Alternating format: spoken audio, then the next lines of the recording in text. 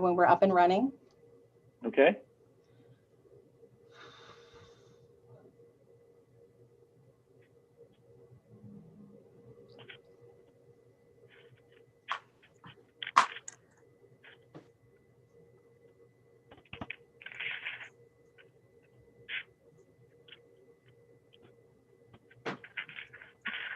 And Linda, can you make us hosts as well? I'll do that in just a second.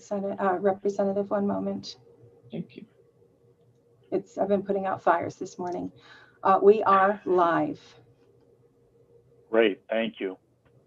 Good morning and welcome to the February 9th meeting of the Marine Resources Committee. The committee's here, we have a quorum, and we're going to start with committee introductions. And I don't know that everyone has a horseshoe in front of them, so I'll just say that I'm Senator Dave Miramont. I represent Senate District 12. County seat for that district is Rockland, and there's some beautiful towns and islands, and I'll list them all some other time, but thanks for joining us today. And Representative McCray. Good morning, I'm Jay McCray. I represent Harpswell, West Bath, and Northeast Brunswick in the House. Also a beautiful part of the world. Do you want me to call on people, Senator? Oh, sure. If you can, that'd be great. Thank you. Representative Thorne, would you introduce yourself? Yes, my name is Jim Thorne. I represent District 103. I'm out of Carmel, and I also represent Herman and a small slice of Etna. And Representative Crafts. Morning, I'm Lydia Crafts of Newcastle. I represent House District 90, which includes Damerscott, Newcastle, Bremen, Bristol, parts of South Bristol, parts of Noblesboro, and Monhegan and Laos Islands. Representative Hepler. Good morning. Thank you, Madam Chair. I'm Allison Hepler. I represent House District 53, which is Aroostook, Georgetown, Phippsburg, Woolwich, where I live, Dresden, and part of Richmond. Representative Bloom. Good morning. My name is Lydia Bloom. I represent House District 3 in York. And Senator Rosen. Thank you, Madam Chair. I'm Kimberly Rosen, Senate District 8. My district goes from Castine and all the towns through Brewer all the way up to Lincoln, and I live in Bucksport. And Senator Maxman. Hi, I'm Chloe Maxman. I represent Senate District 13, which is all of Lincoln County except for Dresden, plus Washington and Windsor. Thank you. Representative Falkingham. Hi, I'm Representative Billy Bob Falkingham. I represent House District 136, which runs from Steuben in the east to Hancock in the west. And Representative Alley. You're muted, Representative.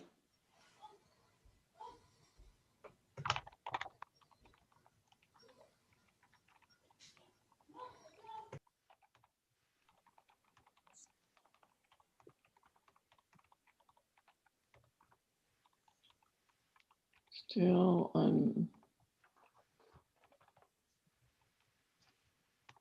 Still muted, Representative.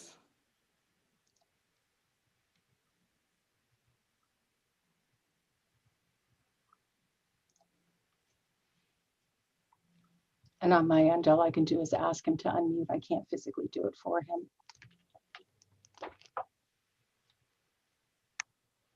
It's in the left-hand corner, Robert. The mute button, it's in the left-hand corner. Lower left. The little microphone. You might have to click the screen to get it to pop up. How about pushing down on the space He's bar, over. holding it There down? There you go. there he Never is. mind. We got it? Yeah. Yep. Good. I'm Robert Alley, and I am from down East Maine, District 138, which includes Jonesport, Beals, Columbia, Columbia Falls, Cherryfield, Millbridge, Jonesboro, Whitneyville, and Marshfield. And you've already done all the work you need to do today. Can be taken. Unmute. I don't think we have Representative McDonald yet, but she's coming. And I don't see Representative Hutchins yet. Representative Stanley.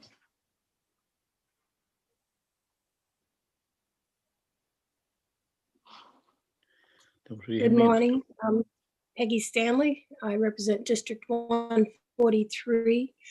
That's the area surrounding Mount Katahdin, the towns of Millnocket, East Millnocket, Medway, and Patton, and also some unorganized territories.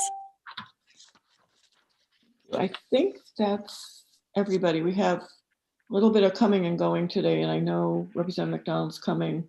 Representative Crafts has to disappear for a little while, and Representative Hepler too, but they'll be back, I hope. Great, thank you very much, Representative McCray. And you have bills to present today, so I'll take over here for a bit. And we will go into our public hearings unless there's any business anyone in the committee wants to bring up first. Representative Thorne. Yes, before we start the meeting, Mr. Chair, I just wanted to let Representative Fockingham know that our thoughts and prayers are with him today. I know over the weekend, he lost some of his constituents and young people, and we're thinking of him this morning. Well, thank you for bringing that up, Representative Thorne, and definitely our hearts are with you and their families. I'm sorry I wasn't aware of that, but that's very sad. I'm terribly sorry to hear that. Well, please pass that along for us. Yeah, thanks, So- you guys. Thank you. So we have a little script for public hearings to make sure we get it all in, especially at the beginning of a new session. And Representative Bloom. Thank you. Yeah. Thank you, Mr. Chair. I just wanted to, as I know we're about to do our first public hearing, and usually we have in front of us all the bills and we have something that we look at. So where is that now? Is it all just on the Marine Resources page? Is that where everything is? The bill, the testimony, everything for this particular bill that we're doing, is it in one place? It's there. It's on the legislature's webpage. Actually, Lynn, why don't you take that because you're putting it up there. Thank you, Senator Miramont. Yes. So the best place to go, and I was trying to screen share, the best place to go is to the committee webpage. And if can I share my screen and just show you where it is? Yes, please. Sure. Okay. Sorry, I'm not on my game at this moment, but I'm getting there. So let's see, have I just shared the Marine Resources? So if you go to this link that says committee materials, and then it says committee meeting materials by LD, you click on that. And so you see that LD 77 is here. Right. They will all be posted. They're supposed to be posted on the day of the public hearings, but we're still working on that. So you go to this page, you click here, you'll see, for example, I added this 12 section 6706 because in the old days I would hand that out to you at a public hearing because it's the law that's being changed by LD 77. So if you clicked here, you would see the law. But we don't see the changes to the law. No, yes, no, that's correct. So where's the bill then? Where's the bill that shows the changes? So then if you go to link to bill status up here, it takes you to this page. So you can go to here and then you click on this link and it pulls up the LD. If you went to status and committee, which we're on, after the hearing, all the public testimony will be on this page and you can click a link and you can read the written testimony submitted. So the text and disposition is where you find the bill language. Amendments, once you have them, would be listed. Status and committee. So again, you get there from the Marine Resources page, link to bill status is where all the official documents will be. Eventually, this page will also have my bill analysis. I'm hoping to have them up there before the work sessions. As you may or may not know, usually we're finishing those right before I hand them out, but I'm going to try this session to get the bill analysis up here before I actually talk to you about it. But again, that is May I follow up? The Representative McCrate's testimony today, when she presents the bill, where is that? so testimony is posted after the public hearing, Okay. not before. If you go to the link to bill status under this, the LD, that it will take you to this page, and on the status and committee page, there will be another link for public testimony. So that's very different, because usually we get something as we're hearing it, and especially for the introduction of the bill, I think it would be really nice if we had that before the bill was presented. Because I just think, because right now all we're doing is listening to Representative McCrate, and we don't have anything to follow along with. Representative Bloom, You can go ahead, Representative Bloom, go yeah, into where she showed you and print the bill off, and you'll have it just like you did before. It's one of our No, complaints about No, that's not what I'm not saying. getting. That's Sorry, not what- the hold test- on, please don't interrupt me. Just let me finish and then I'll call on you. We're going to get back to protocol here, okay? Don't jump in. Thank you. Now, that's one of the complaints about not getting any of our expense money because of some of the costs we're incurring. And so if you have that option, that'll put it right in your hand, the bill at least. Okay, Representative Bloom. Thank you. What I meant was, it would be very nice to have the presentation of the bills, that testimony prior to the public hearing. That's what I'm suggesting. And I don't think, Okay. that would something that is already prepared and we could have. That's what I was suggesting. Thank you.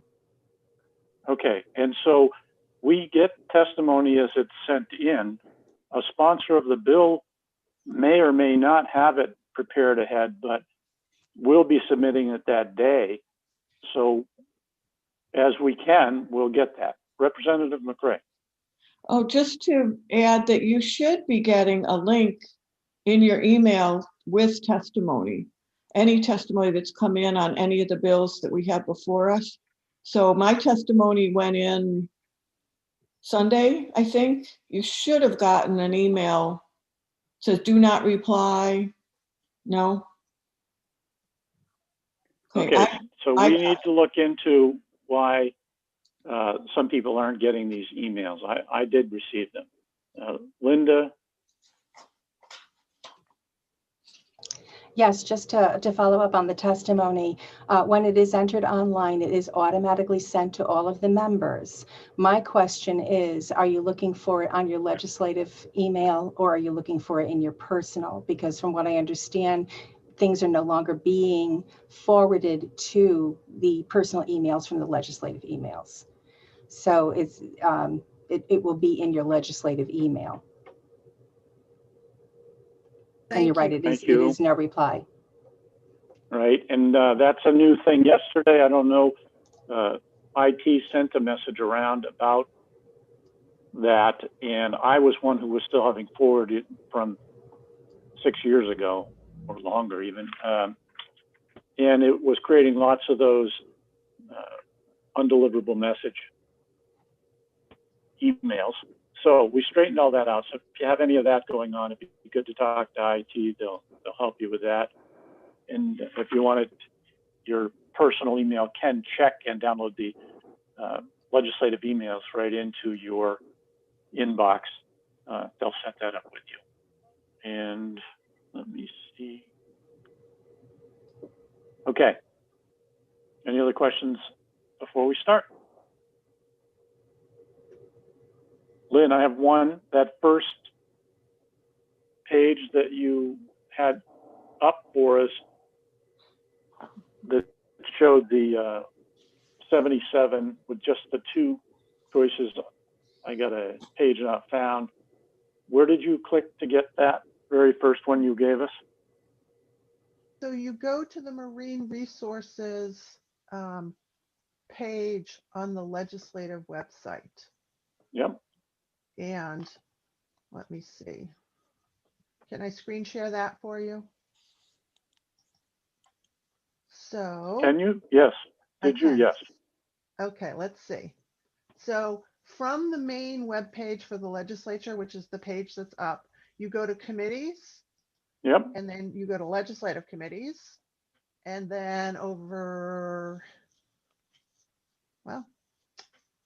here, choose committee. You click on this and you pick whatever committee you want, Marine Resources, and up it pops. And it has the calendars here.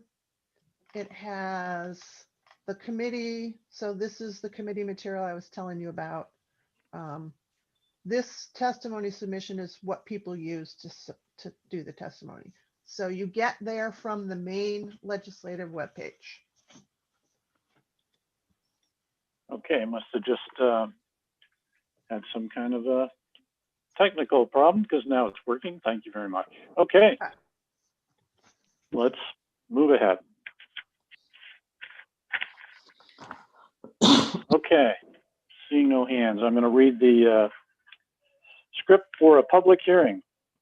And we've already welcomed everyone, and we are going to invite public comment on legislation. And if you didn't notice, this is being conducted using an electronic format. The meeting is currently being live streamed on the committee's YouTube channel. It means anyone who is a participant in the meeting via Zoom can be seen and also heard if their microphone is unmuted. People on the Zoom meeting waiting to testify cannot be seen or heard until they're called upon to speak. This meeting will be recorded and available to view on the committee's YouTube channel soon after this meeting has concluded. And the committee clerk will start and stop the YouTube stream for the meeting. And we will give a clear signal when to start or stop the stream. So far it's been verbal. We'll try to get this gavel thing that they're suggesting. In a moment, we did that. We've checked the names and we have everybody as they should be. Obviously, the format's new to all of us. We expect there will be unforeseen glitches and mistakes. Please be patient. We are doing our best and we'll all learn as we go along and hopefully improve along the way. And that's especially true for today. It's the first time we've had public hearings in this committee, although some members have already been doing it elsewhere. So members of the committee, please don't use the chat function for any substantive discussion. The chat window can be viewed by any person taking part in this meeting as a participant. Participants include members of the committee, staff, and the public, including the press, during the time they've been promoted to participant for the purpose of providing testimony. If members don't have this information already, that just let you know it's for technical assistance. And if we have that and it needs to, if we need to stop the meeting for you while that technical assistance is rendered or resolved, we will do that and we'll come back. So it's not like you have to do it quietly or rush through it. We'll figure it out.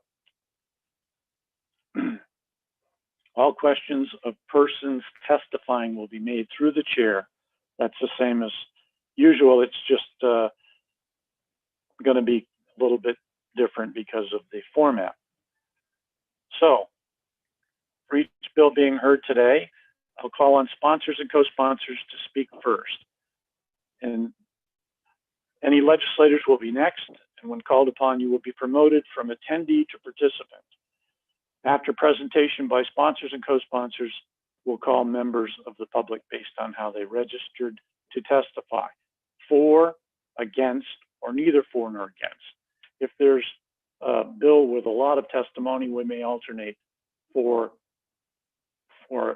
against, and neither for nor against with set time limits of every 10 or 15 minutes we'll swap or something like that. we'll determine that when we get to our bills. When you're called upon, I'll ask you to state your name, place of residence, and the organization you represent, if any. After you're done speaking, and there are no more questions from the members, I or my co-chair will return you to attendee and call upon the next person registered to testify. When you are called upon, please make sure your microphone is not on mute. I don't see a note here, but Linda, explain what happens when you let someone in to testify. There's a little problem about a delay. What is that? When you're let in, there's just a momentary white screen that says you are being, transferred or joined. I'm not sure of the exact wording, and a little blue spooling icon, and then you're in. So there's just a little delay where you won't see people, and then you're in. So just be patient. We haven't lost you. You haven't gone anywhere. Great. Thank you very much. You're welcome. If you're done offering testimony on the bill schedule for today, it'd be great if you exit the Zoom meeting. You can continue to watch the hearing on the committee's YouTube channel. If you need to exit the meeting before being called upon to testify, please be aware that you may submit written testimony at any time by accessing the legislature's testimony submission page at legislature.maine.gov. You can always check in with Linda, our clerk, if you have questions about that. And this is going to happen because sometimes we go longer than we think, and your schedules may not be that flexible that day. This meeting is broadcast and recorded on YouTube. It also be heard over the legislature's audio broadcast system, as we always have had. Any testimony you submit is public and may be posted on the legislature's website. And some of the chairs are saying that we will use a timer every committee all the time. We've never done that, Maureen. I don't want to start it. Be reasonable. I'm kind of thinking 3 minutes. It's in my head, but if you're in the meat of testimony, it's going a little bit longer. I'm not going to shut you off. If you're going on about something that has nothing to do with the bill, or it's your opinion about something outside of the scope of what we're dealing with, the timing's going to become a factor. Just keep that in mind as you're doing it. We'll see if we can operate the way we always have. Okay, I'm now going to open the hearing. Actually, just a reminder, everybody's doing it pretty well now. It's been a while, so mute your microphone when you're not testifying. It's good for all of us. It's good for you. You may have a nice headset that cancels all the noise around you, and your dog's barking and all kinds of things, and you're blissfully quiet, and we're listening to that sort of thing. So that's why, just remember that. And it may keep you from saying something that you didn't want to be heard by the entirety of Maine, or at least those who are listening. I'm now going to open the hearing on LD 77. And that's going to be, is Representative McDonald here? And Representative McCray. Senator, we had flipped the order, so 152 was going to be first, then 77, and then 106. Well, that's making more sense anyway. So that's great. So we'll open the hearing on LD 152, sponsored by Representative McCray, and there's the gavel, and it is open, and we'll call on Representative McCray to present her bill. Thank you. Senator Miramont, esteemed members of the Marine Resources Committee, I'm Jay McCray, representing House District 51, Harpswell, West Bath, and Northeast Brunswick in the House.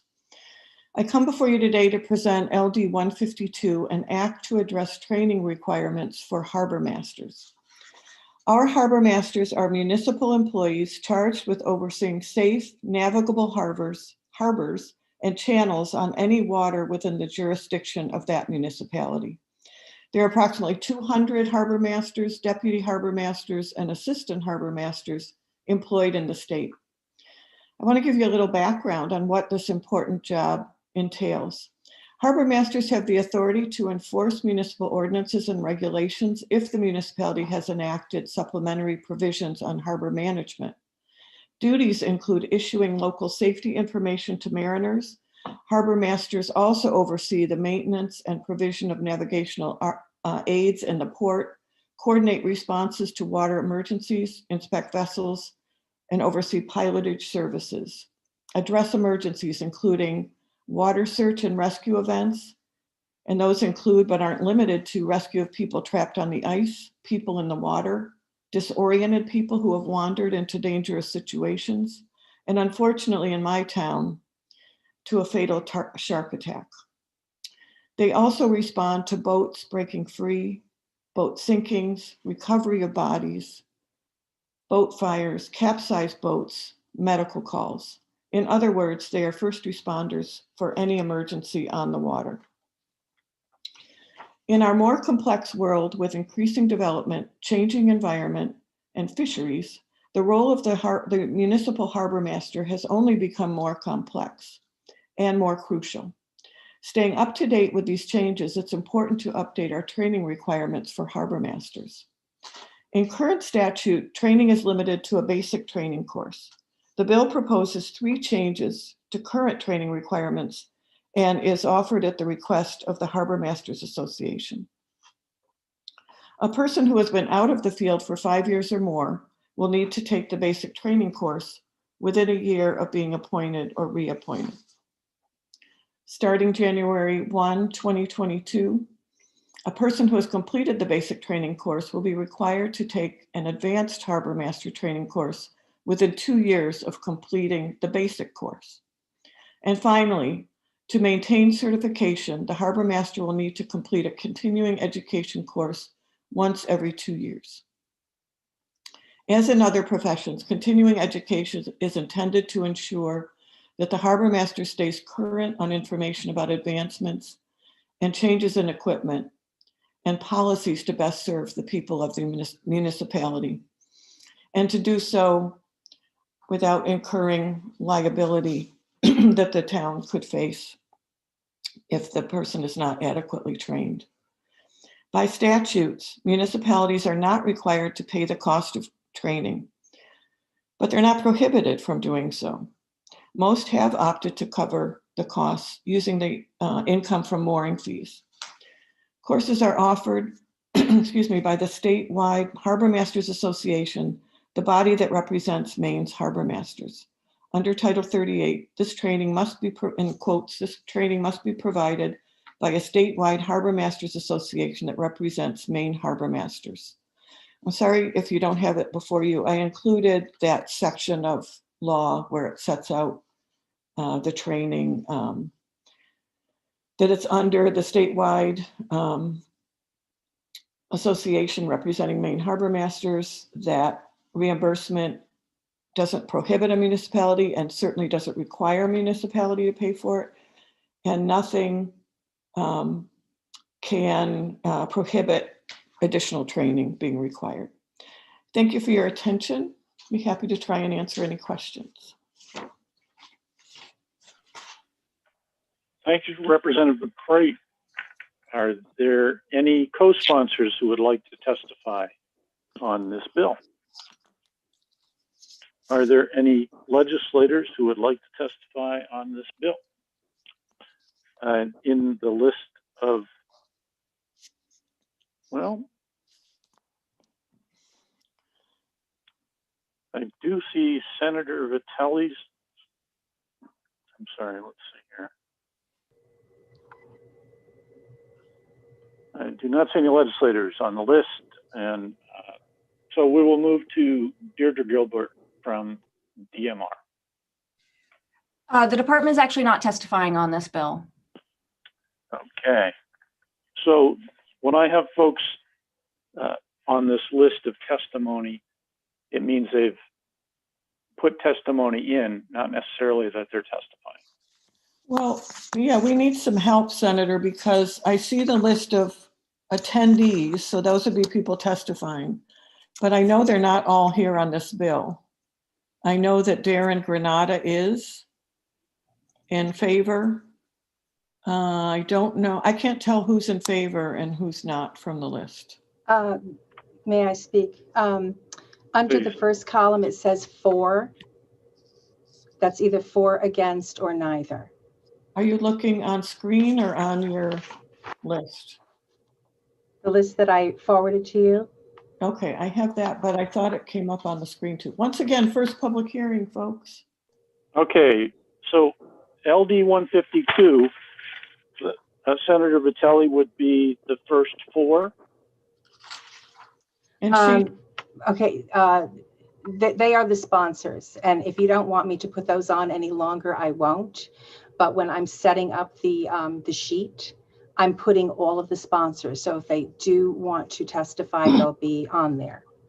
I don't want them on unless they've committed to testifying, please. Okay, then from now on, Thank unless you. I hear from them, I will not add them on. Okay. So the first person I have on the list for testimony next would be Darren Granata, and I can move him in. Please. Okay.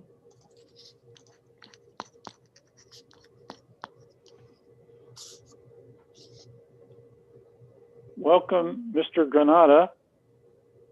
If you can hear me, okay, good. And you've unmuted. That's good as well. So please introduce yourself, where you're from, and go ahead with your testimony. Senator Merriman, Representative McCray, esteemed members of the Marine Resource Committee. I am Darren Granata, the Vice President for the Maine Harbor Masters Association. I come before you today to testify in favor of LD 152, an act to address training requirements for harbor masters. The Maine Harbor Masters have been working and protecting our harbors for decades, and the Maine Harbor Masters Association has been training and certifying Maine Harbor Masters for over 35 years. There are approximately 200 harbor masters, deputies, and assistants employed in the state of Maine. Currently in statute, training is limited to a basic training certification course within 1 year of appointment, without any follow-up training. The training is not voluntary, it's mandatory in statute. This bill proposes 3 changes to the current training requirement for Maine Harbor Masters. A person who's been out of the harbor master field of employment for 5 years or more would need to take the basic training class again within 1 year of appointment. This applies to all harbor masters, deputies, and assistants. It's very important that if people are out of a specific field for a period, that they can get retrained and back up to speed of the current events, laws, trends, and actions that are occurring within the field. Police, fire, and EMS must maintain yearly or biannually continuing education to maintain certification. This is the same application we are asking to have the ability for our members to stay current and up to date for the town's jurisdiction that they work within. If this bill also passes effective January 1st, 2022, a person who has completed the basic training would have to come back for advanced training within 2 years of completing the basic training.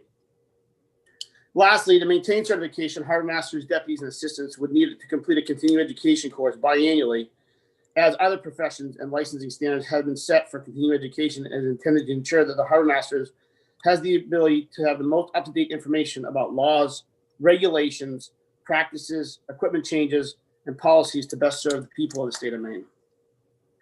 I have been involved in law enforcement for over 27 years and in the fire and EMS field for over 31 years. For me to maintain these professional credentials, I have had to gather continuing education each and every year for each discipline.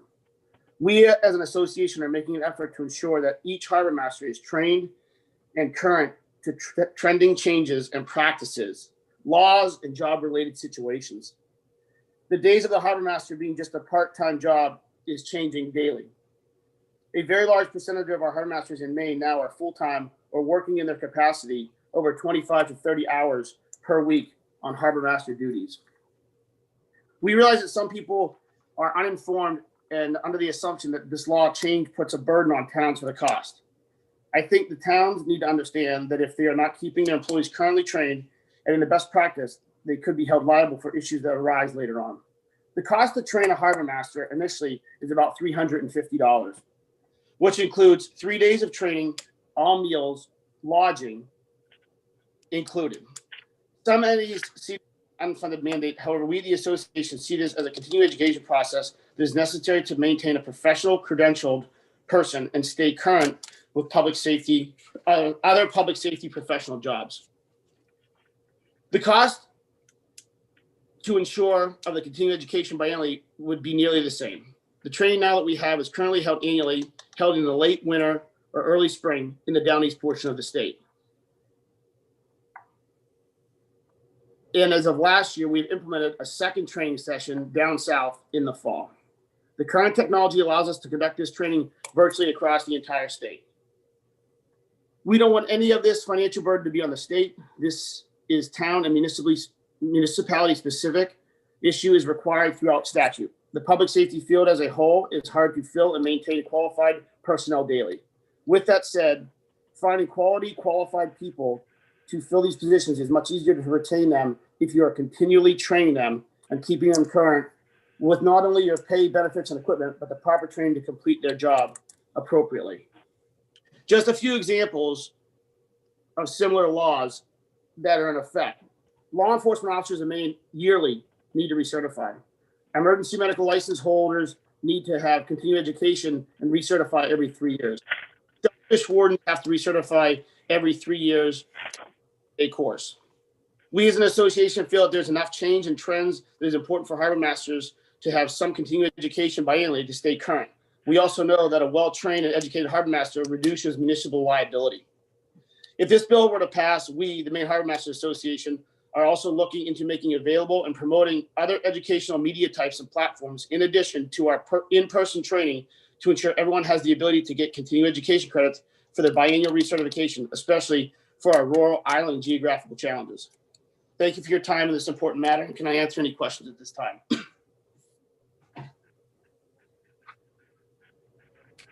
Thank you very much, Mr. Granata. Are there any questions from the committee?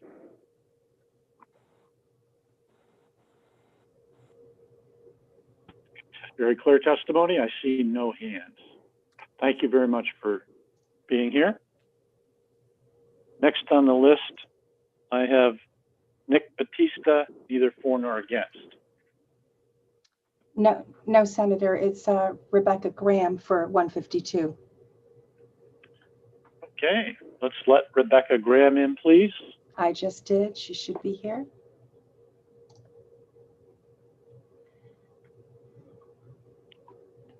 So this, Linda, just as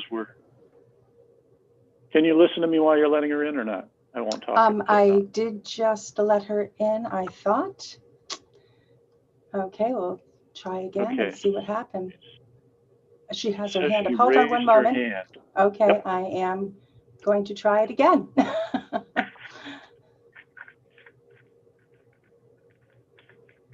Do you see her anywhere? She's off of the list now. There she is. All right. Okay. We'll work out this other detail in a bit. I'll make a note. Hello, Ms. Graham. Welcome. Thank you for being with us today. And please go ahead with your testimony. Thank you, Senator Miramont and Representative McCray and distinguished members of the Marine Resources Committee. My name is Rebecca Graham, and I am testifying in opposition to LD 152 on behalf of Maine Municipal Association and at the direction of our 70-member Legislative Policy Committee. Municipal officials really appreciate the work that Representative McCray put into this to try to make sure that the cost of extra training was voluntary under this bill, and really do understand the goal to enhance the skills of an individual, particularly those that are serving in dynamic communities. However, municipal officials are struggling to fill these roles in many communities that don't have complex needs or law enforcement certified roles. Unlike a municipal police department, which is a voluntary act, you're required to have a harbor master if you have someone that wishes to establish a mooring. It's in this environment that municipal officials oppose the codification of advanced training and sunset clauses on existing training that may prevent individuals who have experience from applying because their prior certification will have lapsed. Additionally, these roles are really part-time in many communities. And the costs associated with obtaining a certification that could be shifted on an individual who might want to fill that role may actually prevent them from applying. So as a result, it's likely that the training costs are going to be assumed by the municipality as a necessary step to fill that role to retain an existing employee and essentially become a de facto mandate, because they're not going to be able to shift that on them, the employee who gets a very small amount of fees on an annual basis. Also, LD 152 mandates training and places time limits for the position, but it doesn't establish the frequency of that training or availability of it on a statewide basis. So historically, from the municipal perspective, training requirements for roles with an enforcement component haven't been offered widely or frequently enough, and thus creates an unnecessary struggle for folks to maintain their certifications. So, and it also seems to disproportionately affect northern and more rural communities that still have the same requirements. So placing training requirements in statute without also codifying those pieces is a disadvantage for folks who may have to travel greater distances in order to obtain that certification if it's only held a couple of times a year. And I understand that the Zoom environment might level that playing field, but I believe that there are probably going to be a number of trainings that are going to need some sort of hands-on component given the complexities, particularly in the southern Maine region for the burgeoning industries. So it's for those reasons that municipal officials oppose this legislation and would ask the committee to consider how they might be able to improve the recruitment climate by reducing those additional barriers and making the training voluntary, not a requirement to hold that role, particularly the advanced training. And if you consider or if you take this legislation under consideration and choose to pursue it, we would ask that you at least put in a minimum number of classes to be held per year and make sure that those are in statute mandatorily geographically available. Thank you, and I'm happy to answer any questions or be here to answer anything more municipal during the work session. Thank you, Ms. Graham. Are there any questions from the committee?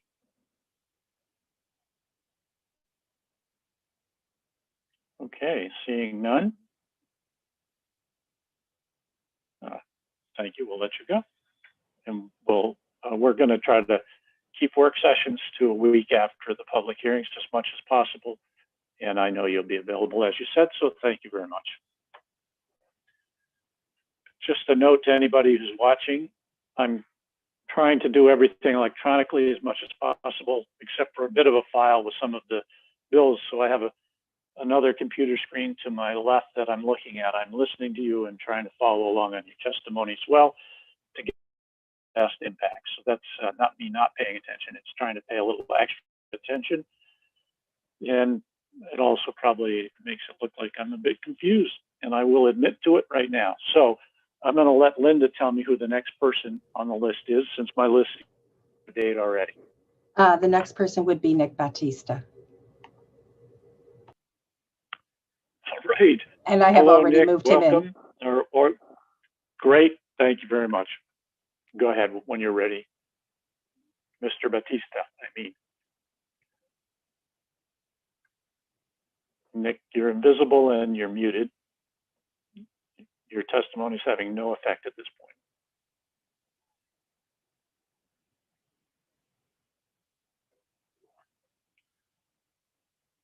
Do we have anyone else, Linda? You're muted, Linda. Sorry. He would be the last one I have on the list for this bill. Okay, and we have some other testimony, or at least one other for 152. And Nick is on. Oh, good. Hello, is this? Hello, you're back. Okay, good. Welcome, Mr. Batista, and please go ahead with your testimony on LD 152. Great, thank you. Sorry about that. dueling hearings and technology issues, and we're all getting used to the Zoom world. Senator Miramont, Representative McCreight, members of the Marine Resources Committee. My name is Nick Batista, and I'm testifying on behalf of the Island Institute, neither for nor against LD 152. The Island Institute's a 37-year-old nonprofit based in Rockland, Maine. We work to sustain Maine's island and coastal communities and are committed to a just, resilient, vibrant future for the coast of Maine. We work in partnership with courageous leaders to support resilient communities to confront the changing world. The Island Institute's community development work focuses on the marine economy, climate and energy pilots, small business, education, and leadership. Broadband is foundational to all of this work, and all Mainers need the ability to access high-speed, reliable internet. Anecdotally, we've heard harbor masters from small communities speak positively about the value of the existing training programs offered by the Harbor Master Association. And as a general matter, the Island Institute is supportive of trainings that build the knowledge base and skills of community leaders. Since 2015, the Island Institute has supported over 130 individuals in assessing options to start aquaculture businesses.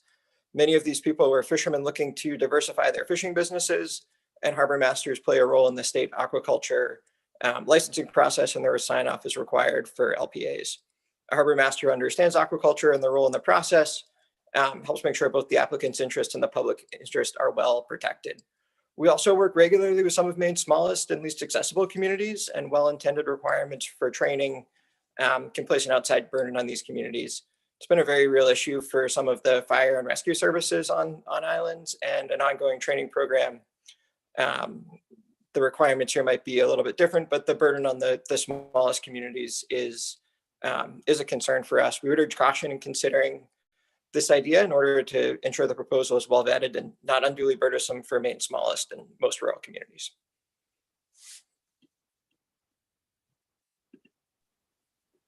Thank you. Oh, great. Thank you very much. Okay, any questions, Mr. Batista, from the committee? Okay, seeing no hands. Senator? Yes. I am now showing, things are popping up as we're working here. I am now showing that Sebastian Bell also had signed up for 152. Now, I am showing him on our screen, but I'm also showing him in the attendees. So I'm going to try to bring him in and see if that opens things up for him, if that's all right with you. Yeah, that is good. I was noticing that his picture was here in the list and wondering why he was part of this meeting. I have no idea. Make sure. Let's try to figure that out later, so we don't have people. We know who should be in this until we invite them in. So we'll try to figure that out. Right. But go ahead and let him in. Thank you very much. Well, I just didn't. Now he's disappeared. Now I see him. Now he's probably using that first link, right? He's right there. Anyway, welcome, Mr. Bell, and please go ahead with your testimony. Thank you, Senator Miramont and Representative McCreight, and thank you for your patience with the various links here. I didn't realize I was on the wrong link, so my apologies for that. But you didn't say anything incriminating, so it's okay. I didn't hear anything.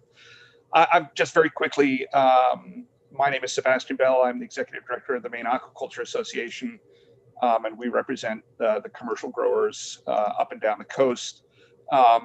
Just to say very briefly, harbor masters are really important to us and our constituents, as well as the rest of the working waterfront along the coast. And we would like to support this bill because we really believe that the increased professionalization of the harbor master profession is important to the state and would help communities along the coast. I am sympathetic to the Maine Municipal Association's concerns and hope the committee can find a way to thread the needle here, but we do support the bill as it's submitted, and I'll end there. Thank you very much. Thank you, Mr. Bell. Any questions of Mr. Bell from the committee?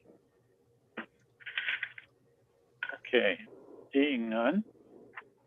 And now I'll just slowly transition. Seeing none, no comments, nothing. And you're doing great because comments are for the work session. You'll get the chance. Okay, here we go. That now close the public hearing on LD 152. That hearing is closed. and we will move on to the public hearing for LD 77. I see Representative McDonald is here. And if you're ready, Representative McDonald, welcome, and please present your bill. I am. Thank you, Senator. And because I wasn't here at the beginning of the committee, if you don't mind, I'll just take a moment to introduce myself. I'm Representative Genevieve McDonald from House District 134, and I represent the offshore islands of Penobscot Bay and Western Frenchman's Bay. Senator Marymount, Representative McCray, and distinguished members of the Joint Standing Committee on Marine Resources, I am before you today to introduce LD 77, an act to authorize the Department of Marine Resources to charge an application fee for entering a lottery for a scallop license. I'm sponsoring this bill on behalf of the Department of Marine Resources. The Department of Marine Resources currently uses a lottery method in the issuance of both drag and dive scallop licenses. There is only a minimal $2 fee collected for the use of the online system. This legislation proposes a $50 entry fee. These monies would be directed to the Scallop Research Fund to help support the continued sustainability of the resource. Additionally, this fee would create buy-in and increase the likelihood that those applying for scallop licenses intend to use them. A scallop license is an opportunity for commercial fishermen to diversify, and latent licenses do little to help support the economy of our coastal communities. Thank you for your consideration. Thank you, Representative. Are there any questions for Representative McDonald from the committee? Great. Okay. Are there, well, I've got the list. Let's not do that. 7. I show that Deirdre Gilbert will be testifying for the department. How's that? Is that next? Look at that. All right, Ms. Gilbert. Good morning, Senator Marymount, Representative McCray, and members of the Joint Standing Committee on Marine Resources. My name is Deirdre Gilbert. I'm the Director of State Marine Policy at the department, and I am testifying on behalf of the department in support of LD 77. As Representative McDonald said, this is a department bill, and we are grateful to her for sponsoring it on our behalf. New entry into the scallop fishery has been limited since 2009. The legislature gave the department the authority to establish a limited entry system and regulation, but due to the activation of latent effort in that fishery during the following years, that authority was not acted upon until 2017, following the adoption of legislation that established an owner-operator requirement for this fishery. The first new licenses since 2009 were issued in 2018, and the department has held a lottery in each subsequent year since then. The number of licenses made available each year is based on an exit to entry calculation that is recommended by the Scallop Advisory Council. For drag licenses, the ratio is 2 new licenses issued for every 3 licenses that are not renewed, with a further specification that 1 license goes to an individual between the ages of 18 and 31, and 1 license goes to an individual over the age of 31. This was an effort on the part of the Scallop Advisory Council to ensure that new fishing opportunity went both to the upcoming generation, which had never had an opportunity to obtain a scallop dragging license, and also to fishermen who may have previously participated, but who did not hold a scallop dragging license during the time period that was required by the limited entry legislation. For dive licenses, a new license is issued for every license that is retired. While a lottery is certainly not a desirable way to allocate new fishing opportunity, there are few alternatives that would provide fair access in the face of overwhelming demand. For the 2020 lottery, DMR received over 2,600 applications for only 10 drag licenses and 4 dive licenses. The legislature has authorized the department to develop an apprenticeship program for scallop licenses, and that could someday replace the lottery as a means of license issuance. The department has had initial conversations with the SAC regarding how such a program would work in this fishery, but there remain significant questions about the design of the program, how it would be administered, and how the department could avoid recreating some of the same challenges that have been experienced with the lobster apprenticeship program, specifically very long waiting lists for new licenses. So until those issues can be resolved, the department intends to continue to issue new licenses based on a random selection of interested individuals. At present, there is no fee to enter the lottery beyond the $2 that is collected by InformMe to use the online system. For this reason, many individuals with no real intent to use the license enter the lottery anyway, as there is no disincentive to do so. And this is particularly the case for the dive license lottery, where many individuals who have no dive experience have entered with the hope that they could obtain the license and potentially someday exchange it for a drag license. Other licensed lotteries administered by both IF&W, for example, the Moose Lottery, and the Department of Marine Resources, for example, the Elver License Lottery, require a fee to enter, which has the effect of limiting entries to those individuals who have a more serious intent to actually participate in the activity if they were one of the winners selected. The proposed fee is capped at $50 per entry, and that fee would be deposited in the Scallop Research Fund, which supports the science staff that are doing the assessment and in-season survey work that has allowed this fishery to be managed in its current form, with both targeted and in-season closures meant to support the continued rebuilding of the resource. Thank you for your consideration, and I'd be happy to answer any questions. Thank you, Ms. Gilbert. Director Gilbert. Titles. Do any of the committee members have questions for Director Gilbert? Seeing none, I think this is the most current list. And we just have Virginia Olson, yes, and neither for nor against. Is that right, Linda? And I see you represent Fockingham. Just a sec. Yes, Virginia Olson would be next, and we seem to have lost her. Okay. She had somehow gotten into our group. You just muted yourself, Linda.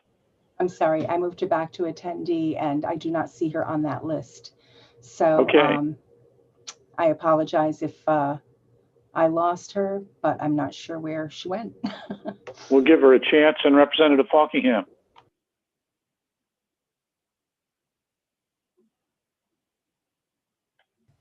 Wrong button. Thank you. Thank you, Mr. Chairman. I have a question for Ms. Gilbert.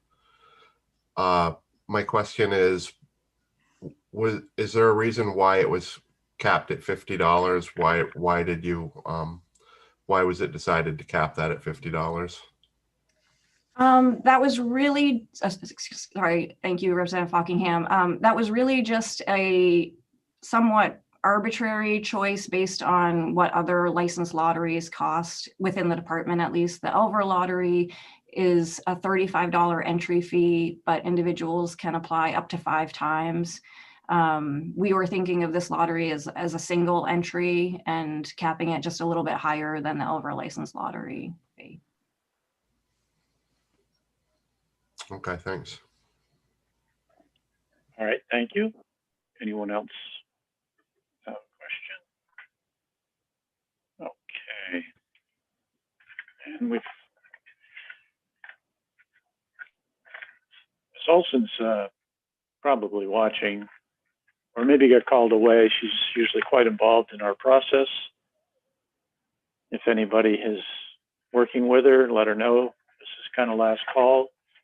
But since she's neither for nor against, I'm sure she can share anything in writing if she hasn't already. So good.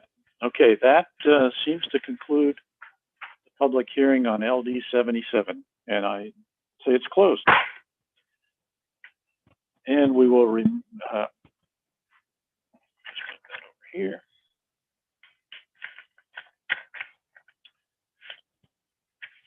Okay, and we'll now open the hearing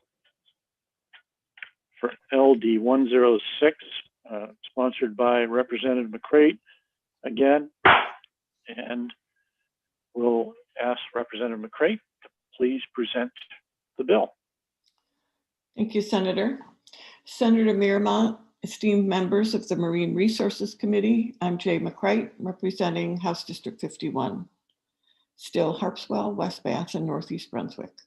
Today, I'm here to introduce LD 106, an act to amend Maine's aquaculture leasing and licensing statutes, which is also a department bill. The Marine Resources Committee heard and passed a very similar bill last session with a unanimous vote, but it died in possession of the House on conclusion of the 129th. Aquaculture is a growing industry providing us with locally produced diverse products and a workforce development opportunity with continuing growth potential. With growth, of course, comes the need to revisit regulations for best policies. Within our statutes and regulations, we need to be sure we are maximizing the benefits from the aquaculture industry while continuing our stewardship of the environment, the intersection with other fisheries, and with coastal residents. Be happy to try and answer any questions, but most likely the department would do a much better job. Thank you. I love those too. Thank you, Representative McCray. And let me just check there's any co-sponsors here for this.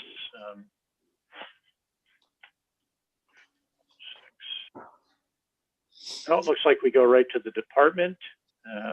Director Gilbert, when you're ready. Hey, good morning again, Senator Miramont, Representative McCray, and members of the Joint Standing Committee on Marine Resources. I am Deirdre Gilbert. I'm the Director of State Marine Policy at DMR, and I'm testifying on behalf of the department in support of LD 106. As Representative McCray mentioned, this is a department bill, and we are grateful to her for sponsoring it on our behalf. I apologize in advance. This is rather lengthy testimony. It's quite a long bill with a lot of sections, so I'm going to go section by section. Those of you who were on the committee in the 129th legislature will recall that this bill was heard and worked last session and was in the process of leaving the committee for final passage by the legislature when the beginning of the pandemic prevented any further legislative action. In preparing the bill for consideration this session, I included all of the amendments that were developed by the committee in last year's work sessions. So this bill represents where you left off your work, and there are also a small number of additional items that were identified over the course of the past year, which I will note as I explain each section of the bill. So the majority of the changes proposed in this legislation are intended to improve the procedural processes for all aspects of aquaculture leasing and licensing, including lease applications, renewals, transfers, and revocations. I'll address the basis for each proposed change section by section. Section 1 was a change that was suggested by the revisor's office in this current drafting when they determined that there was not consistent usage of the terms municipal officers and municipal officials in these statutes. They suggested, and we agreed, that the term municipal officers is the most appropriate, and I have appended the definition of each term from Title 30 at the end of this testimony for your information. Section 2 is one of the newly proposed changes that you did not consider last session, which addresses the issue of who covers the costs associated with providing public notice in the newspaper of lease applications and hearings.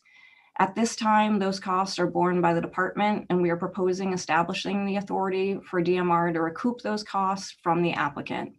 This was an idea that was generated during the curtailment exercise when the department was looking at costs within each program. The cost of legal notices is one of the largest costs within the aquaculture program and one that DMR has no ability to manage. The increasing costs of providing such notice is included in my testimony if you've received the uploaded version. If this is something that the committee is interested and willing to pursue, the department would want to ensure that this authority includes all of the processes, which include a notice requirement, which in addition to the notice of applications and public hearings would also include notices of renewals, transfers, expansions, and revocations. Existing law specifies that the Department of Environmental Protection, the Department of Inland Fisheries and Wildlife, and the Department of Agriculture, Conservation, and Forestry receive copies of all aquaculture lease applications. The purpose of providing these applications is so that these agencies may provide input on the proposal with respect to the decision criteria for which they have particular expertise.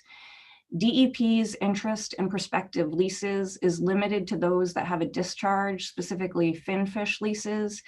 And the change that is proposed in section 3 would specify that IFNW and DACF receive all lease applications and DEP receives only those with a discharge. We have consulted with DEP and they have confirmed that that is their preference. Section 4 addresses the reasons for which the commissioner may initiate lease revocation proceedings. Lease revocation is the process by which the department may terminate a lease prior to its full lease term.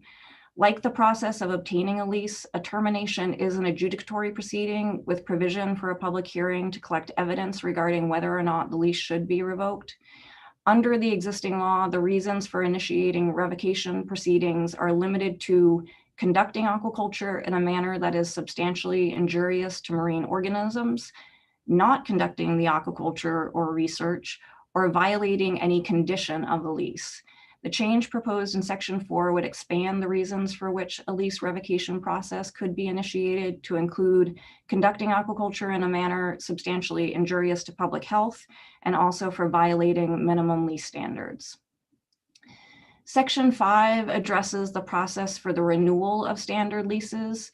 Currently, leaseholders intending to renew are required to submit their renewal application at least 90 days prior to the expiration of the lease.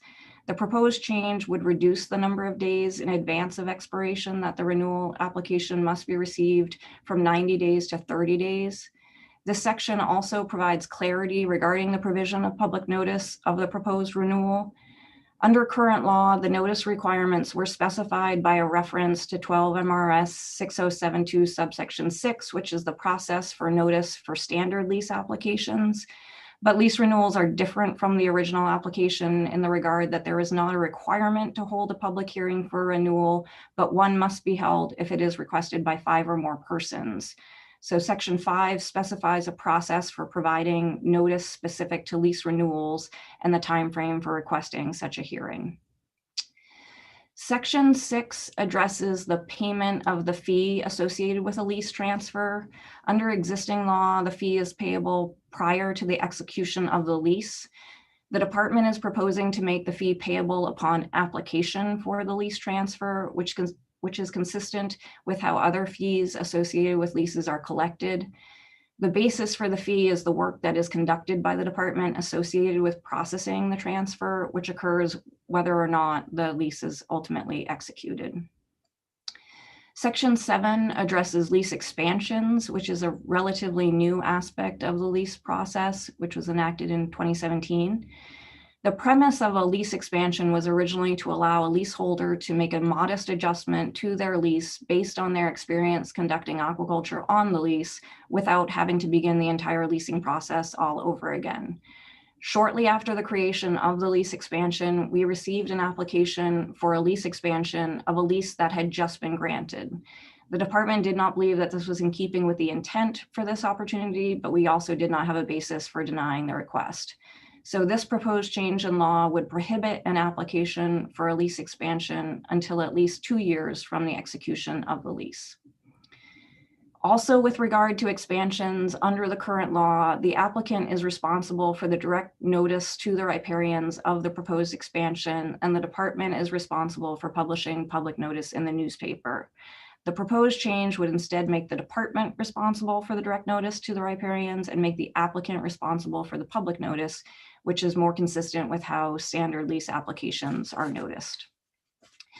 Section 8 amends the rulemaking authority of the Commissioner for Standard Leases.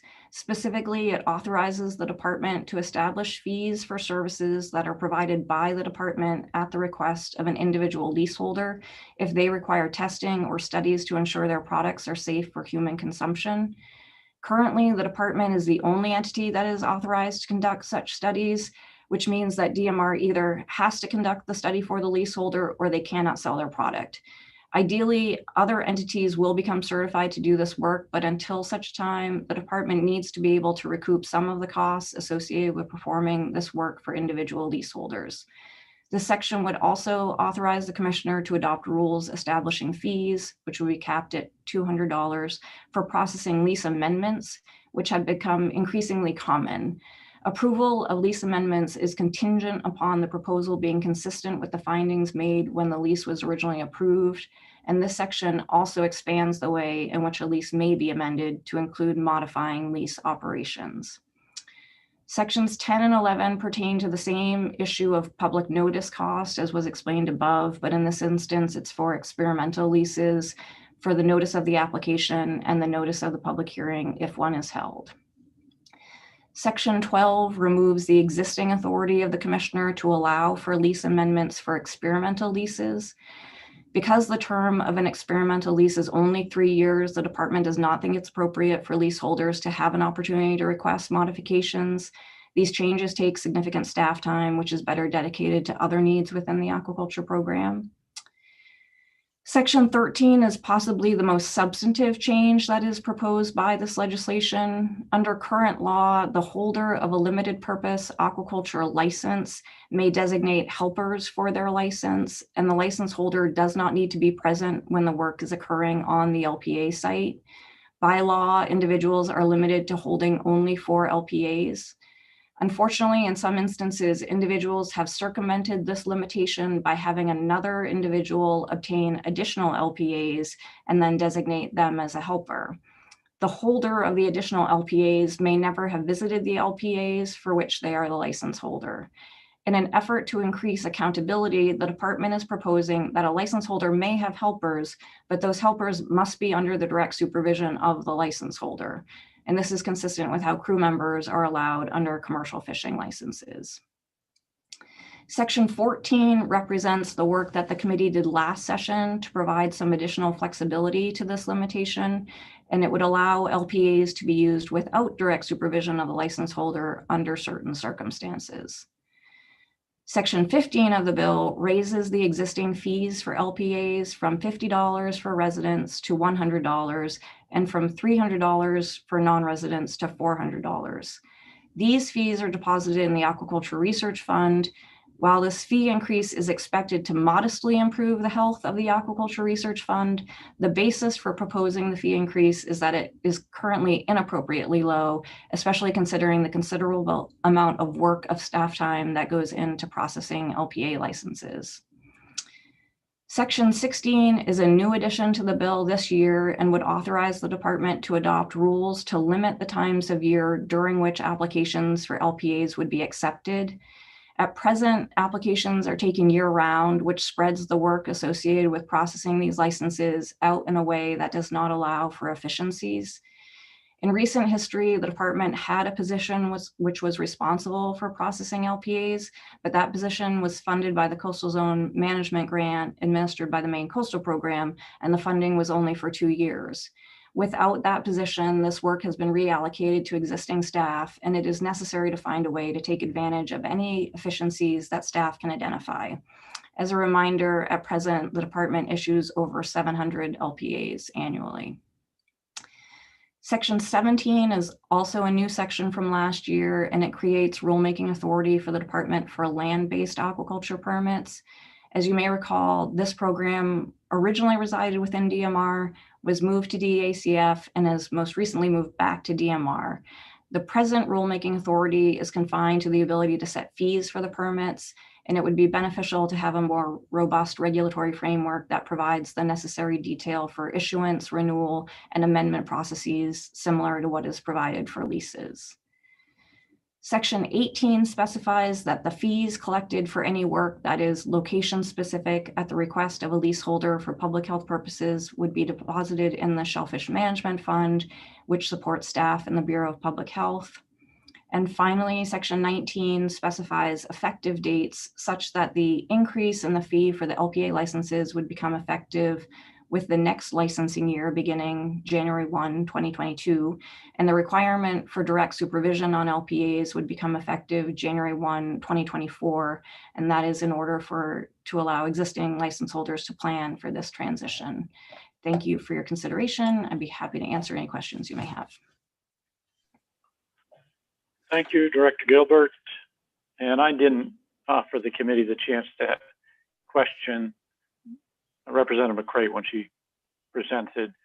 So if there are questions for either Director Gilbert or Representative McCray, committee, please ask them now.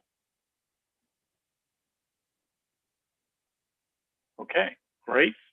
Thank you, Director. And We do have a question, Senator. Representative Fockingham. Representative Fockingham, go ahead.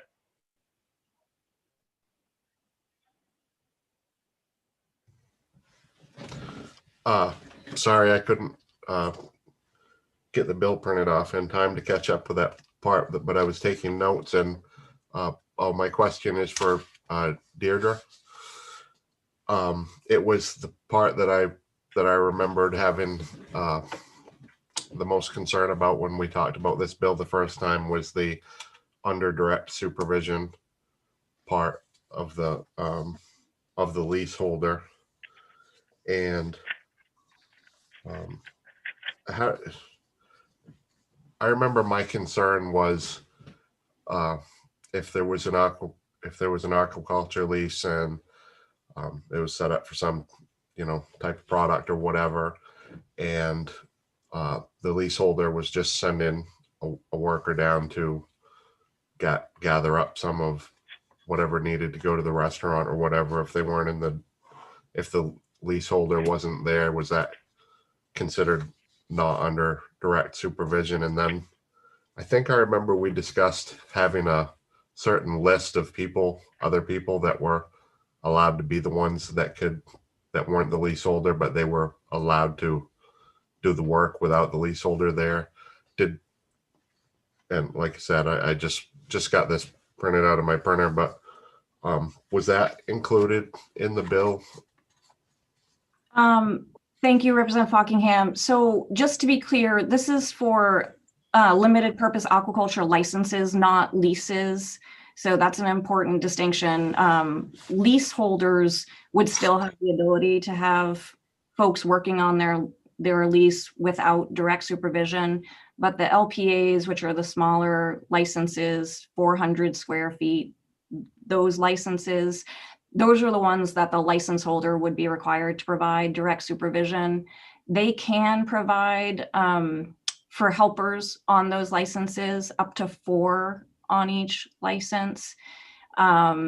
And then the work that the committee did last session is represented in section 14, which does authorize the commissioner to provide exceptions for that requirement of direct supervision. The first one is that, and again, this would be done through a rulemaking process to actually establish those exceptions, but a person who holds an LPA who is also a leaseholder would be eligible to provide or apply for an exception. And then certain gear types potentially could be exempted from that direct supervision requirement.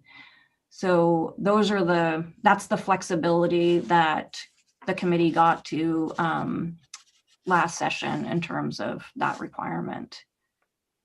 Okay, and maybe you can just refresh my memory a little bit here, and can catch other people that weren't on the committee up to date. And maybe if I'm confused or remembering something wrong, but was this the bill that came out of the LPAs were supposed to be small experimental leases, and people were getting, instead of going on to the bigger lease, they were getting more and more of the smaller ones? And was that the concern? Am I thinking of the same thing, or?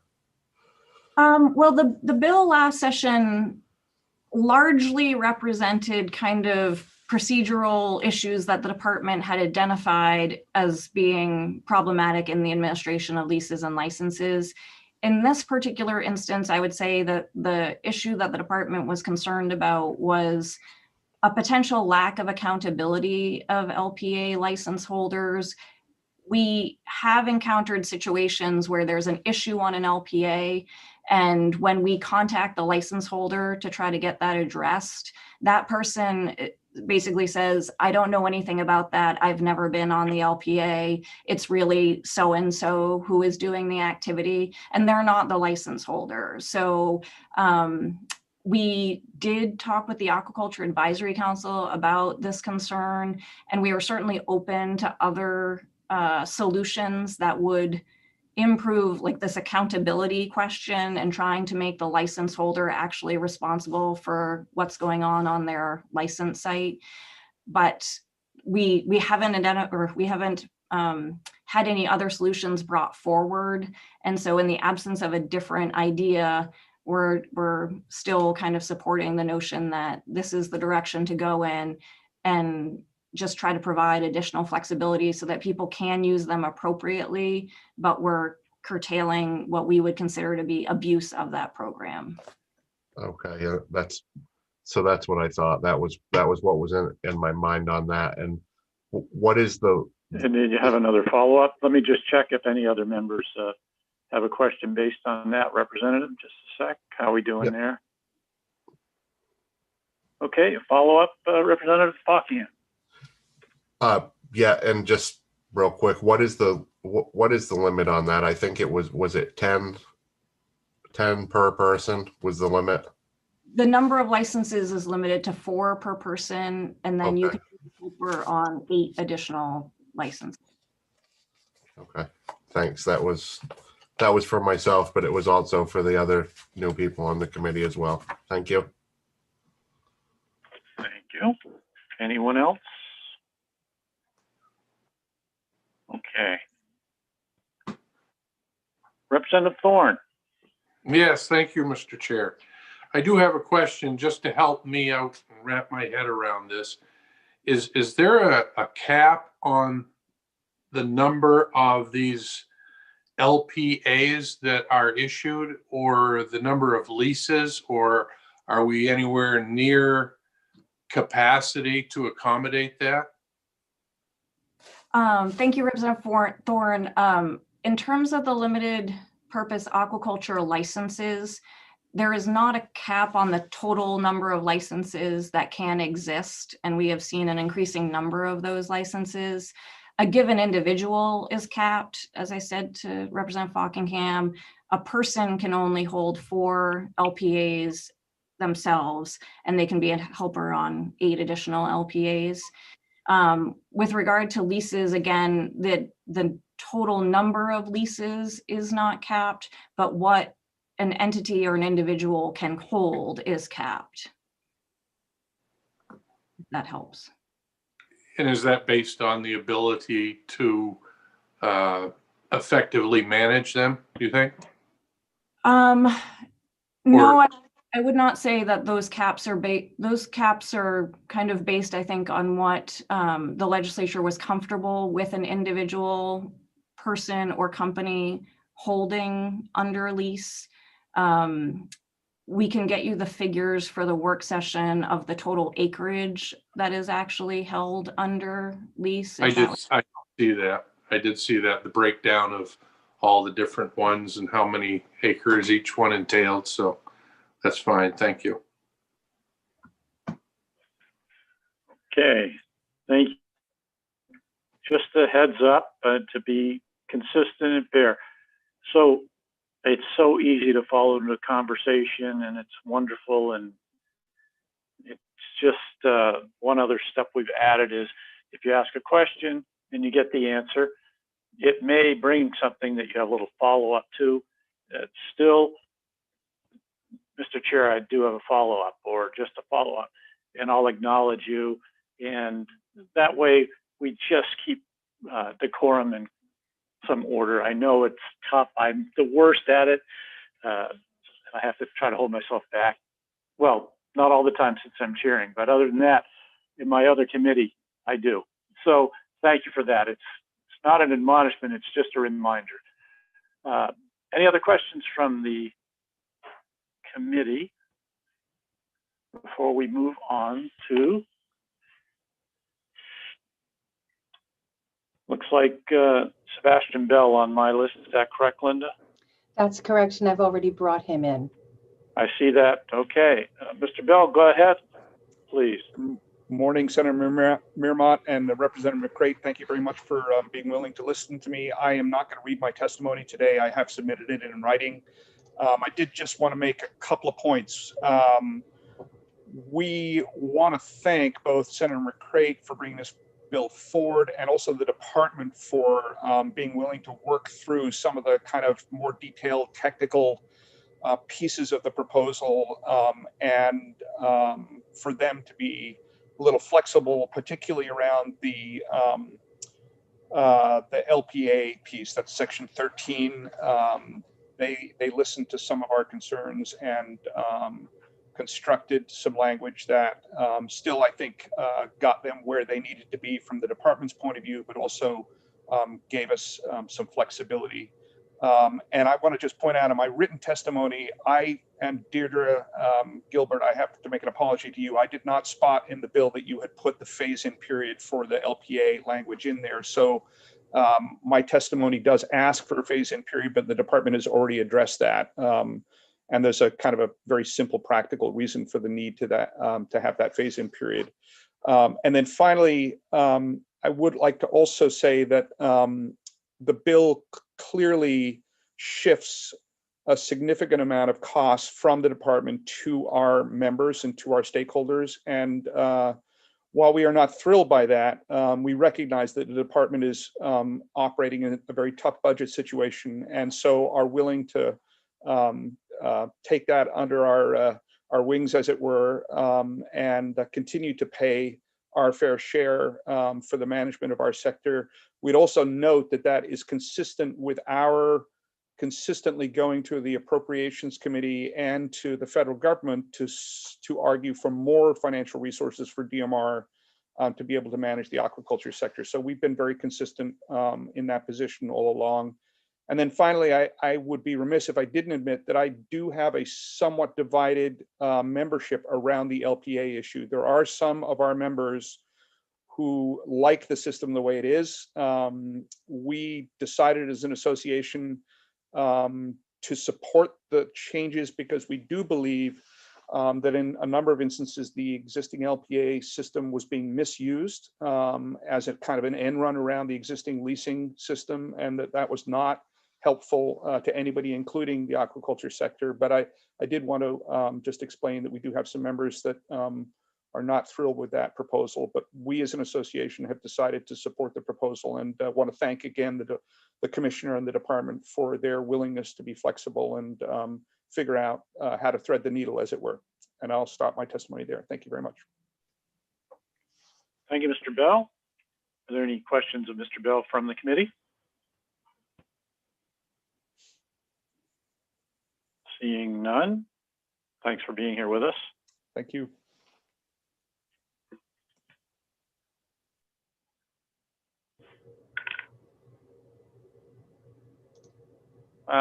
It looks like next would be Marty Odlin. Correct, and I've just brought him in. I see the name so far. Wait. Mr. Odlin, can you hear us? I can. Oh, there we go. There we are. Hey. Hi, welcome.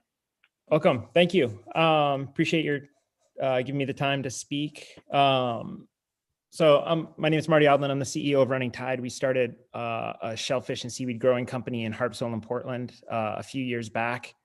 A little bit of context. So far, we have 30 people directly employed full-time, many with a stake in the business. We've hired 5 people out of the what's left of the groundfish industry in Maine, and we have 9 lobstermen working for us right now in their off season. Spent quite a bit of money on the Portland waterfront, and hope to be able to continue to do that. The leasing process is extremely important to our business. However, we've found just navigating it to be the biggest challenge in our business. Many of us here recognize that DMR's aquaculture department is under-resourced, and hopefully that will be fixed in the future. But what's in front of us today, I do have some specific feedback. Number one, in regard to the changing the legislation so that LPAs can only be granted to owner operators, this would be really difficult for us to manage. Right now, we use the LPAs in our mind as they're intended to do like a pilot study of an area, right? So site selection is critical to success in these aquaculture operations. And to spend all the time and effort to get like a standard or experimental lease, can take years, takes a ton of resources from DMR. causes problems in the community potentially. And if you do all that effort and the site isn't any good, like what, it's just a waste, where you can use an LPA, try a site out for a year, maybe 2 years, get an understanding of what that site can sustain for growth. And then you can make the decision at that point, whether you want to expand or not. So, whether the LPA is the right tool for that or not, it's the only tool we have. And if we don't have that tool, we're just not going to be able to make like intelligent site selection decisions moving forward. So I think that in some ways I look at this as a problem. It's like we're cutting a finger off to fix a hangnail. Like, if there's some problems with the LPA process, let's address them. But just cutting off companies from being able to try sites quickly and having some flexibility in their operations doesn't make any sense, in my opinion. I also think that there's this overfitting that's trying to happen right here, where we have trying to make the aquaculture industry look like the lobster industry.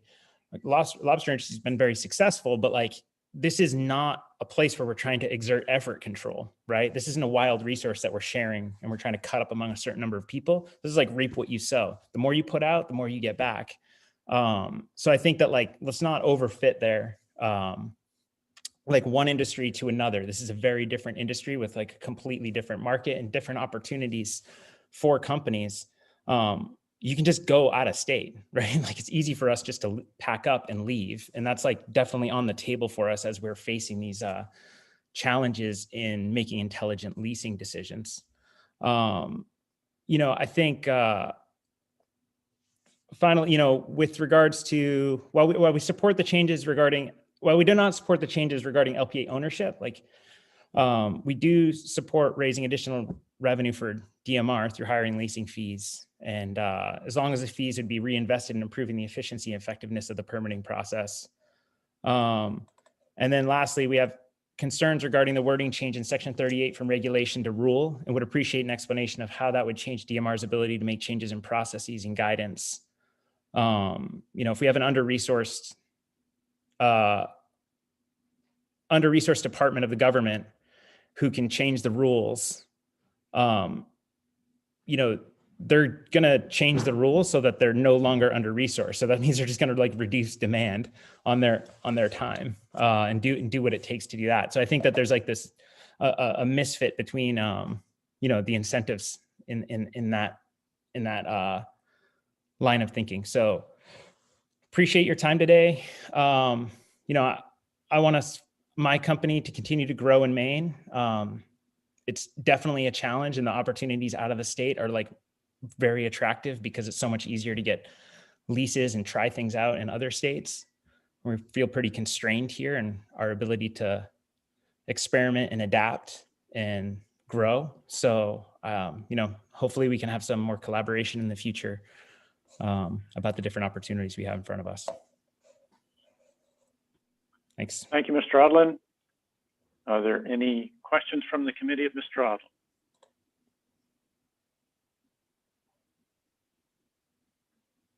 Seeing none, I think there's Representative Fockingham. I think the electronic hand is slow to show up on my screen. So thank you. And go ahead, Representative. I have a few questions, but I'll just go one at a time. What are the specific problems with this bill? All right. Yeah. I think the owner operator requirements, I think it might've been you that asked the question a bit earlier, where it's owner operator in the abstract is a great idea, but when you get down into the brass tacks of operating a business on the water, it's a little bit harder than you'd think to have somebody on site all the time, right? Especially with how complex aquaculture businesses can be in terms of, all the different moving parts, getting product to market, maintaining equipment appropriately, et cetera. I think that's probably my biggest concern. And it also doesn't take into account a company like ours where employees have a stake in the business, but they're not the sole owner, right? So if an employee has I'm not convinced that that's not the right way to run these businesses, right? Owner operator is great for lobstering. I have a ton of family members that are lobstermen. It works awesome in that regard. But like an aquaculture business, it's a different type of business. It's not the same. You don't just go out, grab something and drop it off at your broker. Like you have to, there's a lot more to manage. So I think that the owner operator requirement to me is like probably the part of this that makes, is the most alarming, at least. And unless we want to come up with a different way to allow a company to try different sites, just small, 400 square feet we're talking about, or 1,600 if you link 4 of them together. It's pretty small. It's like smaller than like a driveway, like these are really small. They're nice to be able to put those around. So if there's some other mechanism where we can do something like that, great, we'll do that. But right now, the only tool we have is the LPA. And if you make it owner operator, and we have to have that employee has to be there all the time whenever anything needs to get adjusted or whatever, it's just not going to work. And it'll, for us, like if we can't try sites, adapt them, if we don't have that flexibility, we can't operate here. We'll just go move out of state. I mean, there's plenty of bottom and other places available. So. Another one, Representative Fockingham. Yes, go ahead. Thank you. So do you have any ideas how we could increase accountability if it's not owner operator? Well, I mean, I think if somebody calls up, I hope, that's no different than, I don't look at this any different than like owning a boat, like a groundfish boat. If you send a groundfish boat out and it's fishing and they break the rules, it doesn't matter if the owner is on the boat or not. They still get in trouble, right? You still have to pay a fee, or you still could lose your license or whatever. There's still accountability. I don't know why, if you call somebody and they're like, I don't know anything about the lease site and I have no mechanism to fix it because I don't even operate it. Like, okay, that's very different than saying, to me, that can be solved by just holding that person accountable or holding that lease accountable. If you call up and you say, in the situation we're in, say somebody calls us up and says, okay, this LPA, we have this problem. There's the buoy broke, the marking buoys broke free and there's no marking buoys, right? It's like, okay, well, give us a window of time to go fix it. If we can't fix it, then hold us accountable. But I don't see why that's such a huge hurdle to overcome that we have to change the entire structure of how these LPAs work. If that makes sense, I think just hold people accountable for what happens on their leases. I mean, obviously give people a little bit of time, yeah. Great, thank you. Another one, did you have a little more? Anybody else need to jump in on that particular subject before we continue with Representative Fockingham? Go ahead. Thank you, Mr. Chair. And this is, I'm gonna ask him another question, and I don't know if this is a question for you first, Mr. Chair. This question might be better directed at Deidre, and I know this is different on Zoom than how it would be if we were in the committee, but maybe after I ask him this question, maybe she could come in and answer that question if that's permitted. So I'll go ahead and ask him the question. And as I said, sir, I don't know if this question is better directed at you or better directed at the department, but in section 14, 2B, it says exceptions. And upon request, the commissioner may grant the holder of a limited purpose aquaculture license an exception to the requirement. It goes on.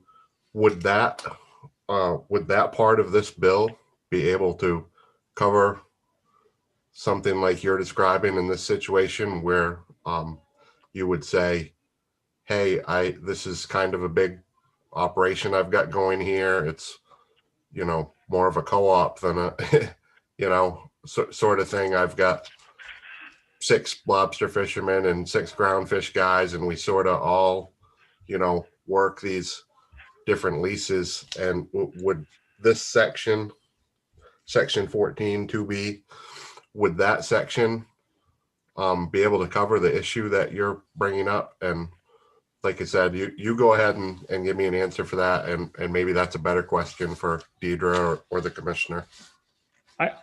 I don't know. I mean, I'm not a lawyer, so like, for me, it's just one of those things where why make a rule that we need an exception for? I'm not quite following the logic here, where it's like we need to make a rule that we can provide exception for. Why not just go back to the beginning, keep the rule the way it is, and just hold people accountable if they're not doing what they're supposed to be doing? You know what I'm saying? But I'm not a lawyer, so I don't know. I apologize. I'm trying to read through it right now real quick, but yeah, I don't know. I just think it's really. We'll try to get that from Ms. Gilbert. Yeah. Maybe another perspective, since she talks to many of the folks in your business as well. So you go ahead and take a look at that. But Director Gilbert. Yeah, thank you. So that exception, as Representative Fockingham said, under section 14 2BA, that was created for that specific reason. I don't know if you recall, but the person who brought it forward last session was Matt Moretti from Bangs Island Mussels, and he was describing a very similar use of LPAs for his company, where he is a leaseholder. He'd like to be able to check out some other areas. LPAs are an appropriate tool for that. So that is why that was crafted. I don't think it goes as far as what you were suggesting, Representative Fockingham, where you're operating with lots of different individuals in a co-op situation indefinitely. I think the intent was, if you were getting an exception from the direct supervision, it was limited in time so that you could do the necessary prospecting work, but you're not going to keep that LPA for the next 10 years. You're going to keep it for a year or two and try to figure out whether it's going to work as a potential lease site. I mean, I think that's sorry. Yeah, hold on, Mr. Odland. Okay, Representative Fockingham, that answer your question? Yeah, thank you. If I would let him respond, if that pleases the chair. Okay, Mr. Odland, briefly. Right. I mean, I'm fine with that. I guess I don't. When we read through that, we didn't see that it would exactly fit our needs, but I'll have to review that with the team. Sorry. Great. Thank you very much. Any other members' question of Mr. Odland? And Representative McCray. Thank you, Mr. Thank you, Mr. Chair. Actually, a question for the work session. Okay, to have him bring it back to the work session for? No, for the department, for the work session. Department, go ahead. Thank you. I just wondered if we could get a little clarity on that section, since that seems to be the concern several have mentioned. Specifically, I'm wondering, how does one request an exception? Is there a process that needs to be? I mean, I know you call up and ask, but do we need to specify the specific method? So I ask you to bring that maybe for the work session. Great, thank you, Representative McCray and Representative Fockingham. I just had one last question for Marty. In your testimony, you referenced section 38, but I don't see a section 38 in the bill anywhere. So I don't know if you have that in your notes, or I was just wondering what part you were talking about there. Maybe I wrote it down wrong, but the section 38, yeah, that's what I have written down, but it says when we're changing some of these from regulations to rules, right? So it changes it from a regulatory action to a rule-making action at the discretion of DMR. Maybe it's not section 38, maybe I wrote it down wrong. I think that I'd just like to know what that means because, I mean, if like, that depends on who's at DMR, right? Like, how is that going to, people rotate through in the future. Someone could have a different idea and then they change the rule. And, like I said, I'm not trying to keep LPAs for years and years and years. That's not at all what we're trying to do, but we're trying to,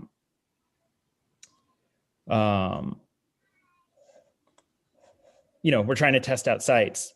So for clarity, the exceptions do not work for us because the LPAs have to be held by a majority shareholder, right? For them. So we won't be able to get any of those exceptions because in aggregate, nobody owns a majority. Director Gilbert, you still there? Yes. Did you note that to answer that for the work session too, please? Yes, I can answer that at the work session. All right. Yep. Okay, anybody else for Mr. Odlin, or we'll let him go? Thank you very much for being here, Mr. Odlin, and for all your information. And thanks.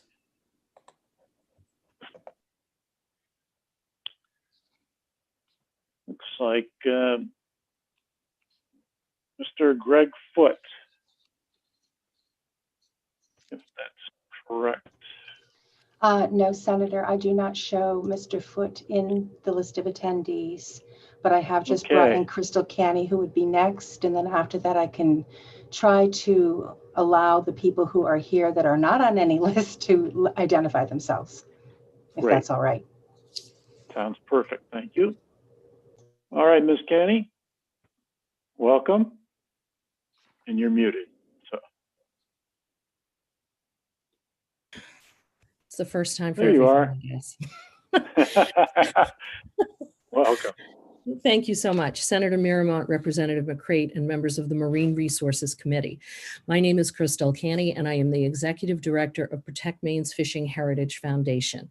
We represent lobstermen, fishermen, those who recreate on the water, and more recently, small aquaculturists who are concerned about state rules and regulations that they feel are geared towards attracting industrialized aquaculture to Maine's coast. I will be testifying neither for nor against LD 106. First, I would like to thank Representative McCrate for once again submitting a thoughtful piece of legislation concerning aquaculture, much as she did during the last legislative session. The previous legislation called for a study of aquaculture along the Maine coast, but did not receive support to move forward. Protect Maine's Fishing Heritage Foundation would like to be on the record that it was the right call in a situation that has only gotten worse along Maine's coast with the proliferation of applications and the recent aquaculture project proposed for Gouldsboro by out-of-country investors. Turning to the issue at hand with LD 106, Protect Maine's Fishing Heritage Foundation feels LD 106 is a great start, but doesn't go far enough as aquaculture leases are flooding into DMR by its own admission. DMR staff is stretched, according to those we've talked with, both inside and outside the department. PMF would like to put forward that increased staffing on this issue is necessary for the public good. Protect Maine's Fishing Heritage Foundation is encouraged that this bill calls for increased funding through fees for notifications to riparian owners and the general public. It also calls for reimbursement of public hearings, a cost that has been borne by the department and therefore the taxpayers and should be borne by the applicant. PMFHF also believes better notification, whether it is from the department or from the individual aquaculturist, is important to address the societal needs of those who live, work, and recreate along the coast. It is a step forward in addressing growing conflict along Maine's coast. This bill states, quote, the commissioner may conduct an assessment of the proposed lease expansion to determine possible effects of the lease on commercially and ecologically significant flora and fauna. PMFHF would encourage the committee to detail how the assessment would be conducted, how that information will be recorded and made available to the public. We respect the work of this committee and its members. Thank you.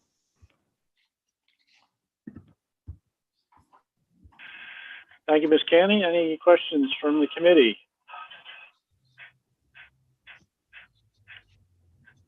Seeing none. thank you very much for your testimony. Okay. So that was the end of the list, but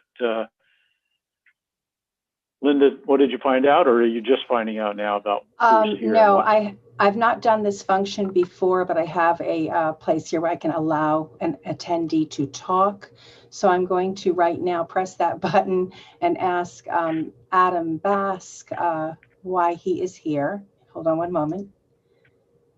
Adam, you should be able to speak. Can you tell us why you're here? Yeah, sure. I'm also an employee of Running Tide with Marty, and I was listening to the audio feed on the legislature website, and that went down. So there was no other way to listen to the hearing than to follow the link to the Zoom that you sent to Marty. that's why. I see. Okay, this helps us understand how these things work. I appreciate it.